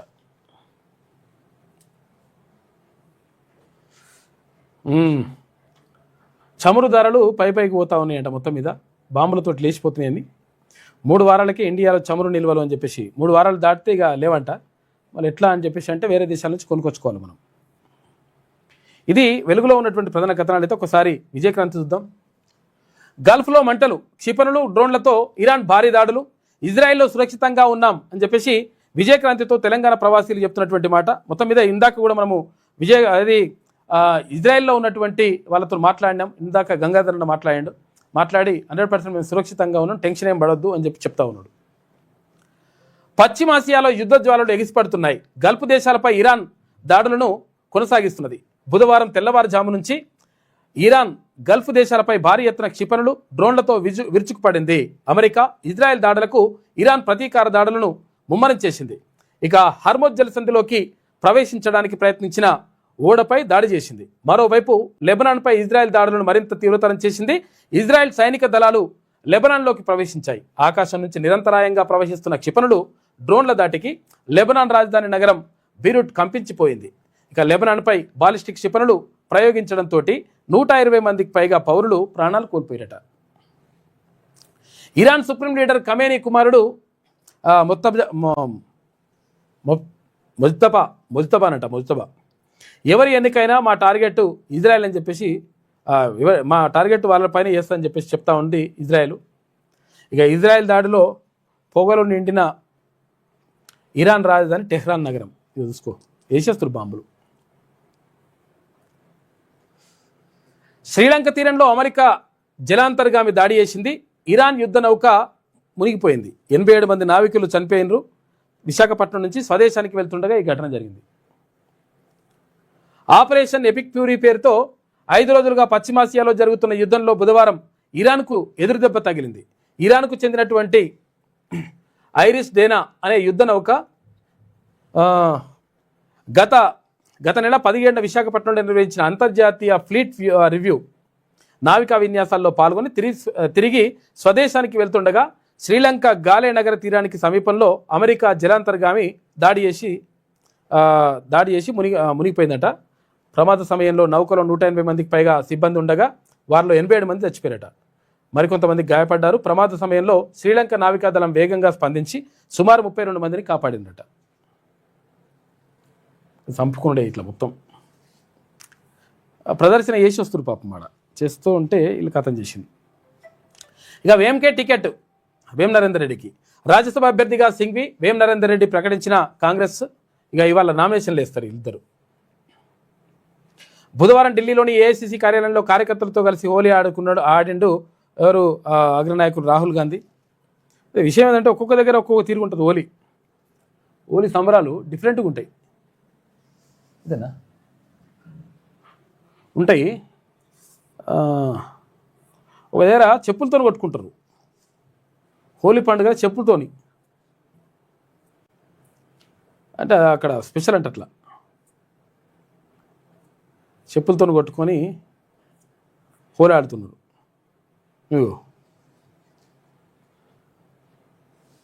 అగో ఒకని చెప్పుతో ఒకటి కొట్టుకుంటాడు అనమాట. అట్లా చెప్పులతో కొట్టుకుని ఇది వింత ఆట అనమాట. ఇట్లుంటుంది. ఒక్కొక్క దగ్గర ఒక్కొక్క సాంప్రదాయం ఉంటారు.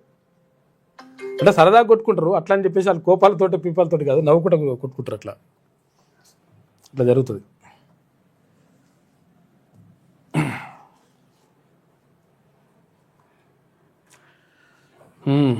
ఇక ఆమె ఎవరు? పార్టీల్లో మహిళలకు నాయకత్వం మాటలకే పరిమితం, పదవుల్లో కనిపించని ప్రాధాన్యత, నామాత్రంగా మహిళా విభాగాలు, అధ్యక్షురాళ్ళకే లేని రాజకీయ గుర్తింపు. చూసుకో ఎట్లున్నది లెక్క. మంచి కథనం వేసింది విజయక్రాంతి దినపత్రిక. నిజంగా కూడా ఇప్పుడు ఒకవేళ 33% రిజర్వేషన్ని అమలు చేస్తాం చట్టసభల్లో కూడా అని చెప్పి చెప్తుంది కదా కేంద్ర ప్రభుత్వం. మరి చెప్తుంటే ఈ 33% రిజర్వేషను ఒకవేళ అమలైతే నిజంగా వీళ్ళే పెత్తనం చెలాయిస్తారా అంటే నమ్మకం లేదు దొరా అంటున్నారు. ఎందుకంటే అక్కడ భర్త లేకుంటే భార్య, భార్య లేకుంటే భర్తకు, లేకపోతే ఇక్కడ అలా కోడలకు, లేకపోతే బిడ్డకు, ఇగో ఇట్లా నడుస్తుంటుంది అనమాట. భార్యనా, బిడ్డనా, కోడలా, లేకపోతే ఎవరికో ఒకరికి ఇట్లా టికెట్లు ఇప్పించుకున్న తర్వాత మళ్ళీ చెలాయించేది ఎవరంటే వాళ్ళే చెలాయిస్తుంటారు. నిజంగా ఇక్కడ చూసుకున్నప్పుడు మొత్తం కూడా ఇలా ఆవేదన చెందుతూ ఉన్నారు. ఇక్కడ కాంగ్రెస్ పార్టీకి సంబంధించి మహిళా అధ్యక్షురాలని చెప్పేసి కనీసం ఇప్పుడు బయట ప్రపంచానికి తెలియదు, చాలామందికి తెలియదు ఈ విషయం. అంటే కనీసం వార్తల్లోకి రాకుండా, కనీసం చర్చలోకి రాకుండా, కనీసం ఆమె నిర్ణయాల్లో ఆమె ఉన్నట్టుగా కూడా తెలియకుండా రకరకాలుగా ఇట్లా జరుగుతూ ఉంటుంది అనమాట. ఇక్కడ భారతీయ జనతా పార్టీకి మహిళా మోర్చా అధ్యక్షురాలు మేకల శిల్పారెడ్డి, ఇక్కడనేమో మహిళా కాంగ్రెస్ అధ్యక్షురాలు సునీతారావు. వీరిద్దరి గురించి పెద్దగా చర్చ ఇప్పుడండి సమాజంలో మొత్తం అందరికి తెలిసి ఉండాలి. అసలు యాక్చువల్గా పార్టీ అధ్యక్షులు ఎవరు అనగా ఎవరు చెప్పేస్తారు. అక్కడ బీజేపీకి అయితే రామచంద్రరావు అని, లేకపోతే కాంగ్రెస్కి అయితేనేమో ఇక్కడ మహేష్ కుమార్ గౌడ్ అని, ఏది అక్కడ టీఆర్ఎస్కి అయితేనేమో బీఆర్ఎస్కి అయితేనేమో కేసీఆర్ అని చెప్తుంటారు. మరి మహిళా అధ్యక్షురాల సంగతి ఏంది అని చెప్పి అనుకుంటే చర్చకు రాకుండా చేస్తున్నారనేటువంటి ఆరోపణ. ఎందుకనంటే ఇవాళ 5 తారీఖు కదా, 8 తారీఖు నాడు మహిళా దినోత్సవం ఉన్నది. కాబట్టి ఒక ప్రత్యేక కథనం వేసింది విజయక్రాంతి దినపత్రిక. అధ్యక్షురాలకే లేని రాజకీయ గుర్తింపు, వాళ్ళకే లేదు రాజకీయ గుర్తింపు, ఇక మరి మహిళలందరికీ ఎట్లుంటుందని చెప్పేసి ఒక ప్రత్యేక కథనం వేసింది. రాష్ట్రంలో అధికారంలో ఉన్న కాంగ్రెస్ పార్టీ మహిళా అధ్యక్షురాలు సునీతారావు, కేంద్రంలో అధికారంలో ఉన్న బీజేపీ తెలంగాణ మహిళా మోర్చా అధ్యక్షురాలు మేకల శిల్పారెడ్డి, వీరికి లభించే ప్రాధాన్యత అంతంత మాత్రమే అని చెప్పాలి. ఇక రాష్ట్రంలో ప్రధాన ప్రతిపక్షమైన బీఆర్ఎస్ పార్టీకి గతంలో మహిళా విభాగం అధ్యక్షురాలు గుండు సుధారాణి కాగా, ప్రస్తుతం ఆ పార్టీ మహిళా విభాగానికి అధ్యక్షురాలు లేరు. అయితే రాష్ట్రంలో మిగతా పార్టీలకు మహిళా విభాగాలకు అధ్యక్షురాలు ఉన్నప్పటికీ వారు రాజకీయంగా పొందుతున్న గుర్తింపు నామమాత్రమే. పోరాటాల్లో ఉండాలి, ధర్నాల్లో ఉండాలి. మహిళా విభాగాలు ఎక్కువగా నిరసనలు, ధర్నాలు, జాగరణ కార్యక్రమాలకే పరిమితమవుతాయన్న అభిప్రాయం వ్యక్తమవుతుంది. కీలక విధానాల రూపకల్పనలో, అభ్యర్థుల ఎంపికలో, పార్టీ వ్యూహాల్లో మహిళా విభాగాల నుంచి వచ్చే సూచనలు ఎంతవరకు పరిగణలోకి తీసుకుంటున్నారన్నది ప్రశ్నార్థకమే. రాజకీయాల్లో మహిళల ప్రాధాన్యం పెరగాలంటే కేవలం చట్టాలు సరిపోవని, పార్టీలో అంతర్గత సంస్కరణలు అవసరమని నిపుణులు సూచిస్తున్నారు. టికెట్ల కేటాయింపులోనూ, కీలక పదవుల్లోనూ మహిళలకు అవకాశం కల్పించడం, శిక్షణ కార్యక్రమాలు నిర్వహించడం వంటి చర్యలు తీసుకోవాల్సిన అవసరం ఉందని అభిప్రాయపడుతున్నారు. మహిళా నాయకత్వానికి నిజమైన గుర్తింపు రావాలంటే టికెట్ కేటాయింపులో కనీస శాతం నిర్ధారణ, కోర్ కమిటీలో మహిళలకు స్థానం, ఆర్థిక రాజకీయ శిక్షణ కార్యక్రమాలు, కుటుంబ రాజకీయాలకు చెక్ పెట్టడం వంటి మార్పులు అవసరమని నిపుణులు సూచిస్తున్నారు. అయితే మహిళా విభాగం పేరుతో నిర్మాణం ఉన్న అధికార కేంద్రీకరణ మాత్రం పురుషుల చేతుల్లోనే కొనసాగుతుందన్న వాస్తవం బయటపడుతుంది. అంచెలంచెలుగా ఎదిగిన మహిళలను కూడా కీలక పదవులకు అందరి దూరంలోనే పెడుతున్నారని చెప్పేసి ఒక వార్త కనిపిస్తూ ఉంది. మొత్తం మీద నిజంగా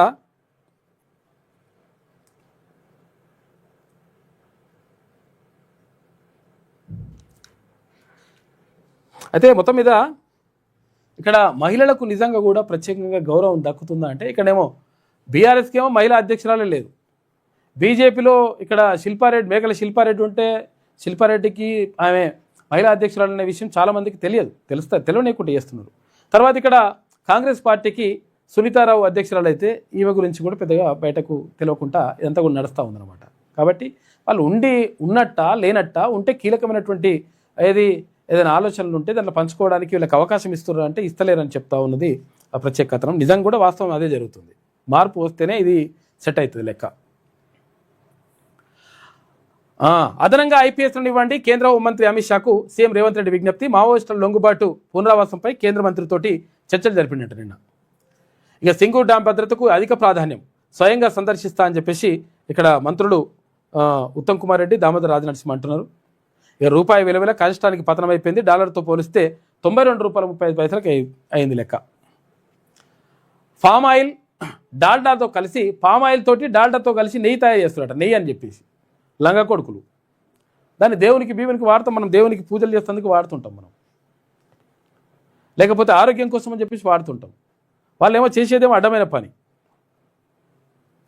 బంజారాహిల్స్లో ఫ్రైడ్ డైరీ తయారీ అంట 18,26,26,000 విలువైన కల్తీ నెయ్యి, ముడి సరుకు, యంత్రాలను సీజ్ చేసిరట. డైరీ యజమాని జునైద్ హుస్సేన్ కూడా అరెస్ట్ చేసిండ్రు. బంజారాహిల్స్లో భారీ కల్తీ నెయ్యి తయారీ కేంద్రం గుట్టును హైదరాబాద్ సిటీ పోలీసులు రట్టు చేశారు. బంజారాహిల్స్ పరిధిలోని బౌలానగర్లో అక్రమంగా నిర్వహిస్తున్నటువంటి ఫ్రైడ్ డైరీపై commissioner's task force Golconda team, Masab tank పోలీసులు బుధవారం సంయుక్తంగా మెరుపు దాడి చేసి కల్తీ నెయ్యిని పట్టుకున్నట. 26 లక్షల విలువైన 18,26,000 విలువైన నెయ్యిని పట్టుకున్నారట. ఇంకా చిన్నదే కావచ్చు, ఇంకెన్నునే. ఇంకా 4,876 కోట్ల బల్దియా అప్పుల భారం ఇక సర్కార్దే. ఈ కొత్త కార్పొరేషన్లకు ఆర్థిక కష్టాల నుంచి తప్పించేందుకే ఈ నిర్ణయం. నెలకు 100 కోట్ల రూపాయలు ఎంఐఎంల నుంచి విముక్తి చేస్తారట. ఇది విజయక్రాంతిలో ఉన్నటువంటి ప్రధాన కథనాలు. అయితే ఒకసారి ఈనాడు చూద్దాం.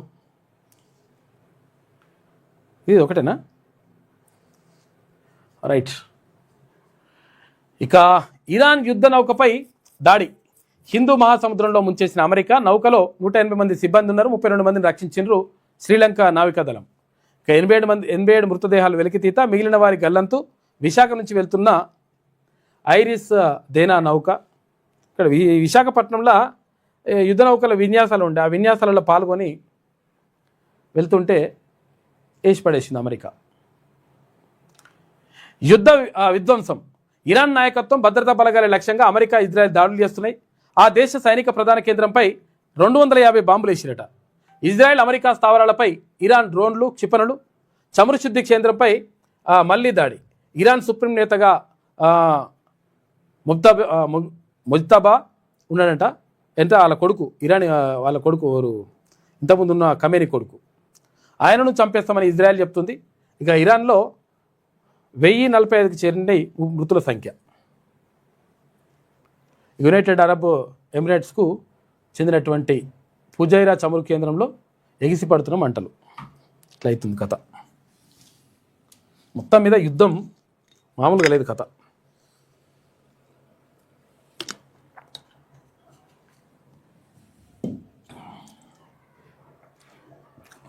యుద్ధం ఖరీదెంత, పశ్చిమాసియాలో చిక్కుకున్న భారతీయుల కోసం కంట్రోల్ రూమ్ ఏర్పాటు చేస్తున్నారట. మొత్తం మీద ఎక్కడికక్కడ పేలుతా ఉన్నాయి లెక్క. అభిషేక్ సింఘ్వి, వేం నరేందర్ రెడ్డి రాజ్యసభ అభ్యర్థులుగా ఎంపిక చేసిన కాంగ్రెస్ అధిష్టానం ఇవాళ నామినేషన్లు ఇస్తారు. ఇక భవిష్య నిధి కనీస నిల్వ 25% ఉండాలంట.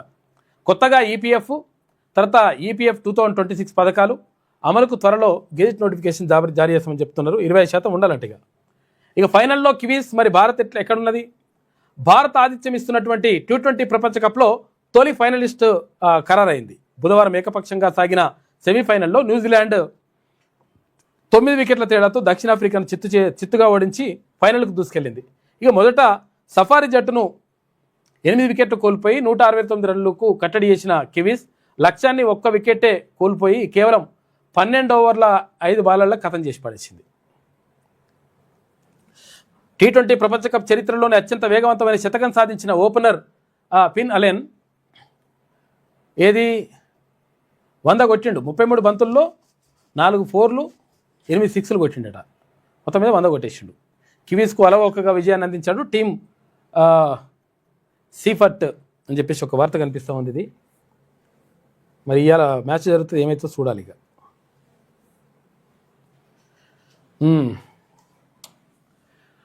మరింత మంది ఐపీఎస్లు కావాలి. ప్రస్తుతం 83 మందే ఉన్నారు, 105 మందికి పెంచాలని చెప్పేసి కేంద్ర హోంశాఖ మంత్రిని కలిసిండు ముఖ్యమంత్రి రేవంత్ రెడ్డి. వెనుకబడిన ప్రాంతాల అభివృద్ధికి సహకరించండి, కేంద్ర హోంమంత్రి అమిత్ షాకు సీఎం రేవంత్ రెడ్డి విజ్ఞప్తి. ఇక 1-2 రోజుల్లో భారీ లొంగుబాటు.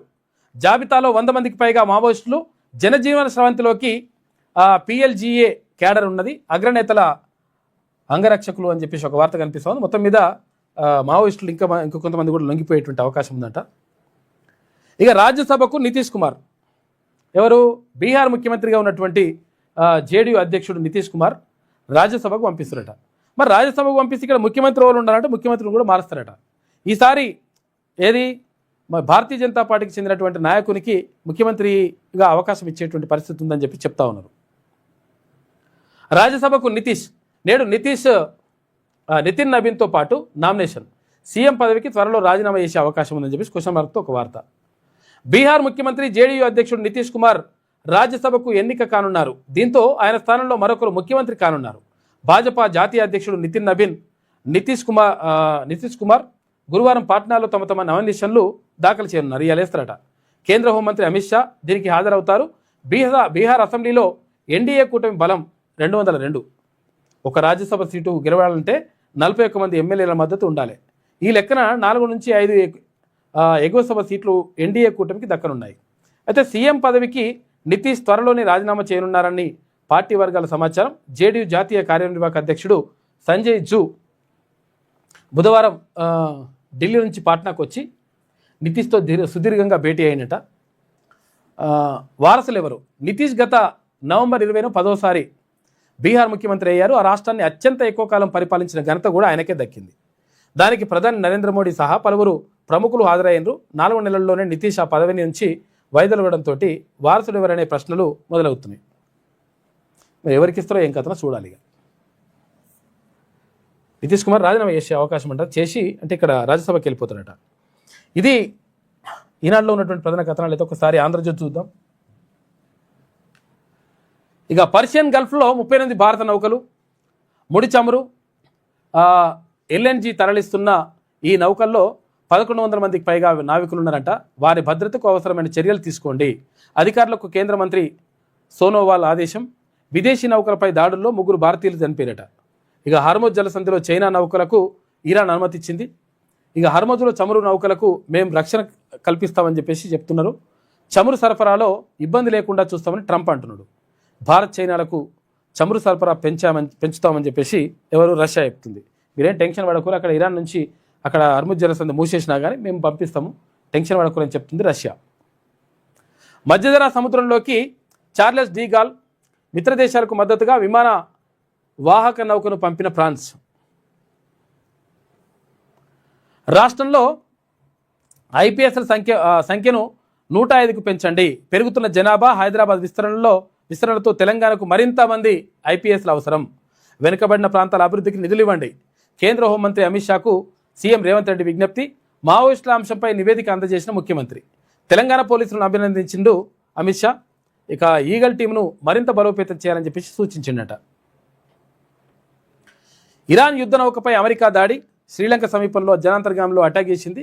సముద్రంలో మునిగిన నౌకలో 140 మందికి పైగా గల్లంతైనట. కొంతమంది చచ్చిపోయారు, కొంతమంది 32 మందిని అయితే కాపాడినట. ఇక మిత్రబంధం ఎవరిది? రేవంత్ రెడ్డి, తర్వాత ఇక్కడ వేం నరేందర్ రెడ్డికి సంబంధించి. పెద్దల సభకు అభ్యర్థిగా సీఎం సన్నిహితుడు వేం నరేందర్ రెడ్డి. రేవంత్ రెడ్డి అధిష్టానం ఓటేసింది, ఓకే అన్నది. రాష్ట్రం నుంచి రాజ్యసభ అభ్యర్థుల ఖరారు. ఇక ఫోన్లో రాహుల్, ఖర్గే, రేవంత్, PCC చీఫ్ మహేష్ కుమార్ గౌడ్ మంతనాలు. వంశీచంద్ తర్వాత దుమ్మాటి సాంబయ్య పేర్లపైన కూడా చర్చ జరిగిందట. రాజకీయ సమీకరణాల దృష్ట్యా వేం నరేందర్ రెడ్డికి అవకాశం ఇచ్చిండ్రు. ఇవాళ సింఘ్వి, నరేందర్ రెడ్డి నామినేషన్లు వేస్తారు. ఇవాళ ఏప్రిల్ 2న గ్రామ సభలు పెడతారట. ఆరోగ్యం, విద్య, సంక్షేమం, భద్రతపై నివేదిక, ప్రజాపాలన, ప్రగతి ప్రణాళిక మార్గదర్శకాలు. ఈ నెల 6 నుంచి జూన్ 12 వరకు 99 రోజుల కార్యాచరణ, 5 స్థాయిల్లో నిర్వహణట. 10 టీంలకు నోడల్ శాఖలు, అధికారులు. ఇక శాఖలు పథకాల వారీగా ప్రగతి నివేదికలు సిద్ధం చేస్తున్నారు అధికారులు. ఈ ఆఖరి మజిలీ అని గత నెల IFR మిలాన్ 2026లో పాల్గొనేందుకు వచ్చిన ఇరాన్ నేవీ బృందం విశాఖలో పర్యాటక స్థలాల సందర్శన, స్వదేశానికి తిరుగు ప్రయాణంలో ఘోరం జరిగిపోయింది. పాపం వాళ్ళు వెళ్తూ ఉంటే కొట్టి చంపేసేసిండ్రు అమెరికా. ఇది అక్కడ విశాఖపట్నంలో జరిగింది. ఇది చిన్న ఆయుధంతో అమెరికాకు దెబ్బ. ఇరాన్ వ్యూహాత్మక యుద్ధం. చవకైన షహీద్ డ్రోన్లతో అమెరికా స్థావరాలపై దాడి చేస్తుందట. వాటిని అడ్డుకునేందుకు అమెరికాకు భారీగా ఖర్చు అవుతుంది. వేల కొద్దీ వాడేయడంతో అమెరికా మిత్ర దేశాల వద్ద తగ్గిపోతున్న ఆయుధ నిల్వలు. ఆయుధ కొరత నిజమేనని చెప్పేసి పెంటగాన్ నివేదిక లీక్ చేసింది.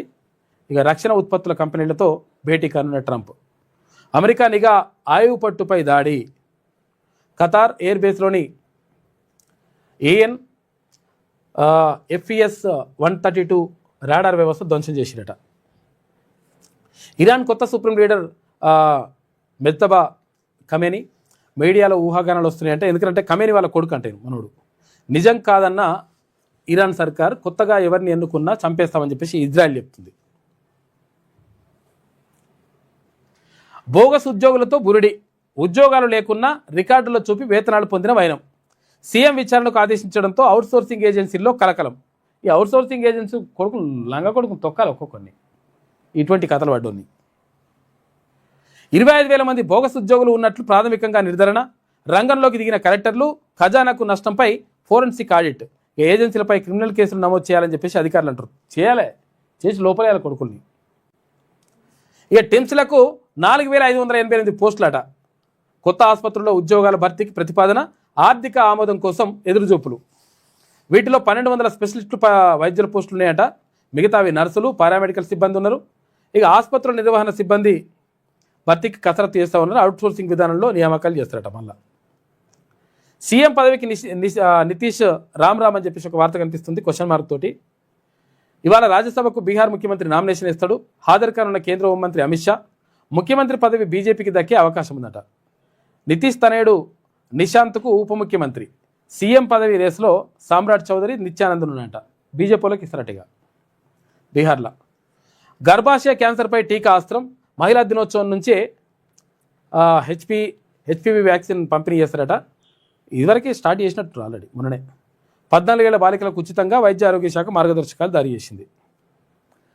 ఇక ఫైనల్గా ఇంటికా ఏంది భారత్ పరిస్థితి ఏందని చెప్పేసి ఒక వార్త వేసింది. T20 ప్రపంచ కప్లో నేడు ఇంగ్లాండ్తో భారత్ సెమీస్ జరుగుతుంది. ముంబై వేదికగా అమితుమి తేల్చుకోనున్నారు జోరు మీద ఉన్న ఇరు జట్లు. ఎవరొచ్చినా పరకాల మనదే. ఎవరంటున్నారు పరకాల మనదే అని? ఇక్కడ కొండా మురళి అంటున్నట. ఇక్కడి నుంచే సురేఖ పోటీ చేస్తుంది. మా బిడ్డ సుష్మితా పటేల్ను ఆదరించండి. నా కూతురు నాకంటే ధైర్యవంతురాలు. కొమ్మాల జాతరలో కొండా మురళి వ్యాఖ్యలు చేసిండు. భారత విద్యార్థులకు కెనడా స్కాలర్షిప్లు ఇస్తుందంట. ఆ దేశ వర్సిటీల్లో చదివే వారిలో ఏటా 200 మందికి ఇస్తారట. 921 కోట్ల రూపాయల ఫండు కేటాయించిన నయమే. నిజంగా ఈడ నన్ను ఇస్తలేదు, అక్కడ నన్ను ఇస్తున్న నయమే. ఇంకా ఇది ఆంధ్రజ్యోతిలో ఉన్నటువంటి ప్రధాన కథనాలు. అయితే ఒకసారి శనివారం తెలంగాణ చూద్దాం. పారదర్శకత పరేషాని, ఆధునికత పేరుతో అరిగోసలు, స్కీములు ఎగ్గొట్టేందుకు స్కాములంట. అన్ని సంక్షేమ పథకాలకు ఫేస్ రికగ్నిషన్ పేరుతో కొత్త డ్రామా. లబ్ధిదారులను తగ్గించే కుట్ర. తెలంగాణలో 40% సజీవ వలస జీవులే. ఇప్పటికే ఆసరా పెన్షన్ కోసం కష్టాలు. టెక్నాలజీకి దూరంగానే పేద కుటుంబాలు. ఇప్పటికే యూరియా యాప్తో మస్తు కష్టాలు. ఫేక్ రికగ్నిషన్ అంటూ ఎగనామం పెడతా ఉన్నారంట. ఇగో ప్రత్యేకంగా ఇప్పుడు ముఖం చూడాలి, దాంతో ఎట్లు ఇస్తామని చెప్పి అంటారట. దీంతో మళ్ళీ కొంతమందికి దెబ్బ పడతారని చెప్పేసి ఒక కథనం వేసింది శనివారం తెలంగాణ. కాలువ ఆగే ప్రసక్తే లేదు. రైతన్న కన్నీళ్లు తుడిచే బాధ్యత నాది. 12 గ్రామాల ప్రజలకు అండగా ఉంటా. సిరిసిల్ల జిల్లా కాళేశ్వరం 11/6 ప్యాకేజీలో భాగంగా జరుగుతున్న కాలువ పనులు వెంటనే పూర్తి కావాలి. కెనాల్ పనులు పూర్తయ్యే వరకు ఊరుకోను. కిలోమీటర్ మేర కాలువ తవ్వేందుకు ఇంత నిర్లక్ష్యమా? 12 గ్రామాలకు సాగునీరు అందించే వరకు పోరాటం చేస్తాం. TRP chief MLC Teenmaar Mallanna. Sircilla జిల్లా తంగలపల్లి మండల కేంద్రంలో 12 గ్రామాల ప్రజలు దీక్షా శిబిరాన్ని సందర్శించిండు మల్లన్న. పనుల పూర్తి కోసం నేరుగా రాష్ట్ర నీటిపారుదల శాఖ మంత్రి ఉత్తమ్ కుమార్ రెడ్డికి కాల్ చేసిండు. ఉందా అది? ఉత్తమ్ కుమార్ రెడ్డికి కాల్ చేసిండు తీన్మాన్ మల్లన్న. ఇక కెనాల్ వర్క్స్ త్వరగా పూర్తి అయ్యేలా చూడాలని చెప్పేసి విజ్ఞప్తి చేస్తున్నారు. ఏమైంది ఇక్కడ ఏదైతే కాలువలు ఉంటాయి కదా, కాలువల ద్వారా నీరుని అందిస్తారు. దేనికి? పంట పొలాలకు. అయితే పొలాలకు నీళ్ళు అందించేటువంటి క్రమంలో 1 కిలోమీటర్ కాలువ ఆపేసినట్టు లాస్ట్లో. ఈ కిలోమీటర్ కాలువ పూర్తయితే జస్ట్ 1 కిలోమీటర్ తవ్వితే అక్కడ ఉన్నటువంటి 12 గ్రామాల ప్రజలకు, 12 గ్రామాల ఎవరైతే రైతులు ఉంటారో ఆ పంటలకు నీళ్ళు అందేటువంటి అవకాశం ఉంటుందట. కాకపోతే ఏంటంటే నీళ్ళు అందేటువంటి అవకాశం ఉన్నా కానీ ఆ కాలువని పూర్తి చేస్తలేరు అని చెప్పేసి వాళ్ళు ధర్నా చేస్తున్నారు. అయితే వాళ్ళు దీక్ష చేస్తూ ఉంటే ఆ దీక్షకు తీన్మాన్ మల్లన్న వెళ్ళి 100% నేను అండగా ఉంటా, ఈ 12 గ్రామాల ప్రజలకు అండగా ఉంటా, డెఫినెట్గా ఈ కాలువ పూర్తి కావాలి, మీకు నీళ్లు రావాలని చెప్పేసి తీన్మాన్ మల్లన్న నిన్న సిరిసిల్ల జిల్లాలో పర్యటించాడు. రాజన్న సిరిసిల్ల జిల్లాలో కాళేశ్వరం 11/6 ప్యాకేజీలో భాగంగా జరుగుతున్న కాలువ పనులు ఆలస్యంపై తెలంగాణ రాజ్యాధికార పార్టీ అధ్యక్షుడు, శాసనమండలి సభ్యుడు తీన్మాన్ మల్లన్న ఆగ్రహం వ్యక్తం చేశారు. ఈ కెనాల్ పనులు కంప్లీట్ కాకపోవడం వల్ల పెద్ద లింగాపూర్ గ్రామంతో పాటు 12 గ్రామాలకు సాగునీరు అందని పరిస్థితి నెలకొందన్నారు. 12 గ్రామాల ప్రజలు అభ్యర్థన మేరకు మల్లన్న బుధవారం నిన్న సిరిసిల్ల జిల్లా 11/6 ప్యాకేజీ కాలువ, ఉప కాలువల పనులను పరిశీలించారు. తంగళ్లపల్లి మండల కేంద్రంలో రైతులు చేస్తున్న దీక్షకు సంఘీభావం తెలిపారు. రాష్ట్ర నీటిపారుదల శాఖ మంత్రి ఉత్తమ్ కుమార్ రెడ్డితో అక్కడి నుంచే మల్లన్న నేరుగా ఫోన్లో మాట్లాడాడు. కాలువ పనులు పూర్తి కాకపోవడం వల్ల పెద్దలింగాపూర్లో గ్రామంతో పాటు 12 గ్రామాల రైతులకు సాగునీరు అందక అన్నదాతలు అవస్థలు పడుతున్న తీరును వివరించారు. ఈ సందర్భంగా మల్లన్న అక్కడ రైతులను ఉద్దేశించి మాట్లాడారు. ఇన్నాళ్ళు కేవలం 1 కిలోమీటర్ పనులు పూర్తి చేయకపోవడం బాధాకరమన్నారు.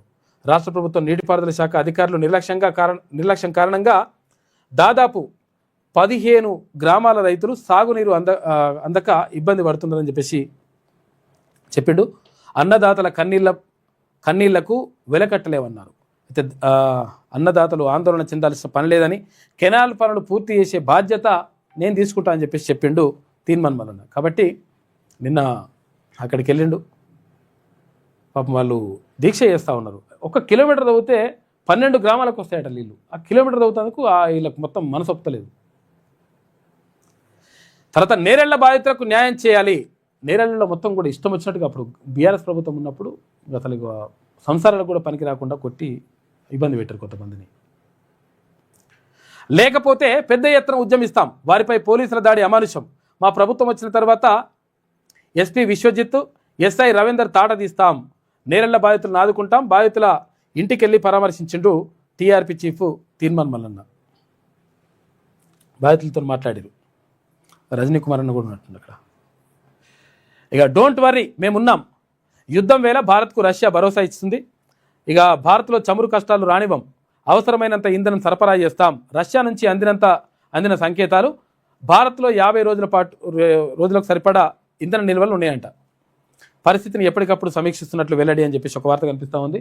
మీకేమైనా కావాలనుకుంటే పెట్రోల్ కానీ డీజిల్ కానీ ఇంకేమైనా కావాలనుకుంటే మేము ఇస్తామని చెప్తున్నది ఏది? రష్యా. ఇక టెన్షన్ అట్టుడుకుతున్న గల్ఫ్, ఇజ్రాయెల్, యుఎస్, ఇరాన్ మధ్య భీకర పోరు జరుగుతూ ఉంది. పశ్చిమాసియాలో అమెరికా స్థావరాలే లక్ష్యంగా టెహ్రాన్ అటాక్ చేస్తుంది. ఖతార్లో యుఎస్ రాడార్ స్టేషన్ ధ్వంసం. లంక తీరంలో ఇరాన్ నౌకలు ముంచేసినాయి అని చెప్పేసి ఒక వార్త కనిపిస్తూ ఉంది. ఇక మాదిగలపై కుట్ర. సిడబ్ల్యూసీలో ఒక్క మాదిగ లేరు. పార్లమెంట్లో తెలంగాణ నుంచి మాదిగలకు ప్రాతినిధ్యమే లేదు. ఒక్క రాజ్యసభ సీట్ అయినా ఇవ్వండి. కాంగ్రెస్ అగ్రనేత రాహుల్ గాంధీకి మందకృష్ణ బహిరంగ లేఖ రాసిండు. బహిరంగ లేఖ రాసిన తర్వాత ఏం చేసినా కానీ విషయం ఏంటంటే 100% ఇవ్వాల్సిందే. ఎస్సీ ఎస్టీ మైనార్టీలకు సంబంధించి ఒక్కరికి కూడా అవకాశం ఇవ్వకపోవడం ఇది ఏమనాలో ఎంత దుర్మార్గమో చూడండి. ఇక ఒక్క రాజ్యసభ సీటు కూడా లేకపోవడం. ఓబీసీలోకి మరో 40 కులాలట. తెలంగాణ బీసీ కమిషన్ కీలక నిర్ణయం తీసుకుంది. కేంద్ర ఓబీసీ జాబితాలో చేర్చాలని డిమాండ్. జనాభా గణన కంటే ముందే ఈ ప్రక్రియ ముగించాలని రిక్వెస్ట్ చేసింది. తెలంగాణలో 130 బీసీ కులాలు, 90 కులాలకే ఓబీసీ జాబితాలో అవకాశం ఉందంట. ఇంకో 40 కులాలను చేర్చాలని చెప్పేసి రిక్వెస్ట్ పెట్టిండ్రు. అంటే ఓబీసీ అంటే కేంద్రం ఇచ్చేటువంటి సర్టిఫికేట్ అనమాట. నేషనల్ లెవెల్లో నడిచేది. బీసీ అంటే మన రాష్ట్రంలో నడిచేది. అట్లా మావోయిస్టు నేత గణపతి సరెండర్. కేంద్ర హోంమంత్రి అమిత్ షా సమక్షంలో ఢిల్లీలో లొంగుబాటు.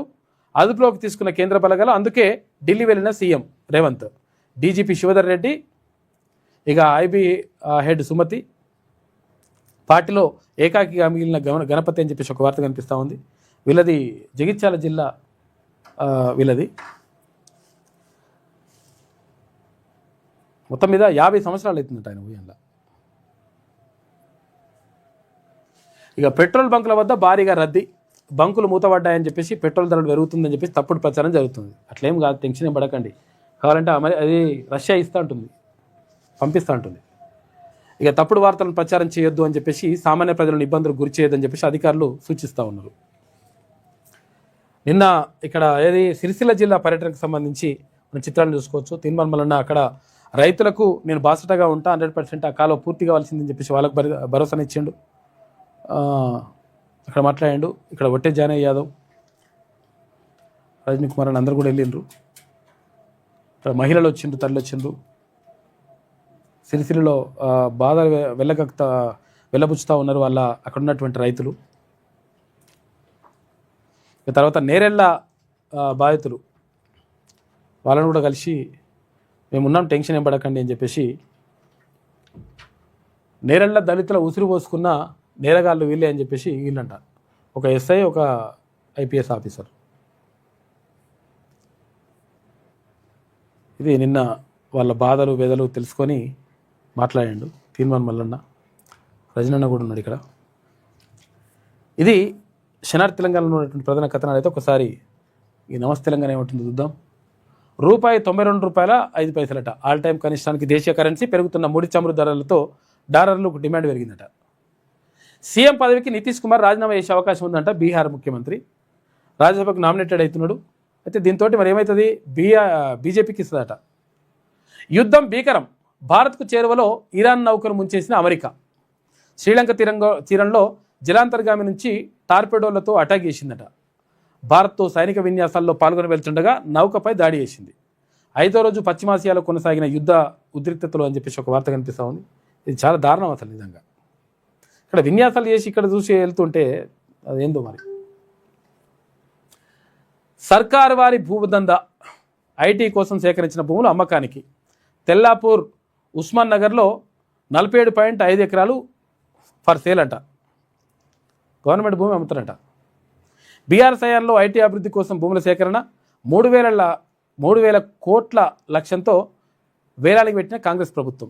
గతంలో నియోపోలిస్లో 10 ఎకరాల అల్లుడికి దారదత్తం చేసినట. ఫార్మాసిటీ కోసం తీసుకున్న భూముల్లో 4 సిటీ నిర్మాణం. ప్రభుత్వ భూములతో బంతాట ఆడుతున్న రేవంత్ సర్కార్ అని చెప్పేసి ఒక వార్త. ఇక హార్వర్డ్ ఖర్చు ఖజానా నుంచే. ఏది మొన్న ముఖ్యమంత్రి చదువుకున్న దానికి పెట్టిరని అంటారు. మరి ఏదో ఎంతవరకు కరెక్టో తెలియదు. అది రేవంత్ చదువులకు ప్రజల సొమ్ముతో చెల్లింపు. హార్వర్డ్ కోర్సు ఖర్చులు భరించిన విద్యాశాఖ ఆర్టీఐ దరఖాస్తుకు సమాచారంతో వెళ్ళాడంట. దరఖాస్తు పెట్టిందంటే బరాబరే అన్నట్టు. సోషల్ మీడియాలో వైరల్గా మారిన జీవో. 64సారి ఢిల్లీకి వెళ్ళినట. డిగ్రీ గురుకులాలు రద్దు చేయాలి. అగో విద్యా కమిషన్ సిఫారసులపై సర్వత్రా ఆగ్రహం. అడ్మిషన్లు తగ్గుదలకు సర్కారు తీరే కారణమట. పనివేళలు యూజీసీ నిబంధనలకే విరుద్ధం. కాలేజీల్లో సాధారణ కోర్సులకే పరిమితమంట. నిపుణులైన సిబ్బంది నియామకం శూన్యం. లోపాలను సరిదిద్దకుండా మూసివేస్తారా? ఎస్సీ ఎస్టీ బీసీలకు అన్యాయం అని చెప్పేసి సంఘాలు అంటున్నాయి. ప్రిన్సిపల్ పోస్టులకు ప్రమోషన్లు వద్దు. అగో డిగ్రీ ప్రిన్సిపాల్లను నేరుగా నియమించాలి. సర్కార్ కొత్త కాలేజీలను ఏర్పాటు చేయొద్దు. ప్రభుత్వానికి విద్యాశాఖ కమిషన్. ఇవన్నీ నిజమేనో మరి అర్థమైతలేదు ఏందో. అది తొందరపాటు నివేదిక. టీచర్ల జీతాలను ప్రస్తావించకుండా ఉండాల్సిందే.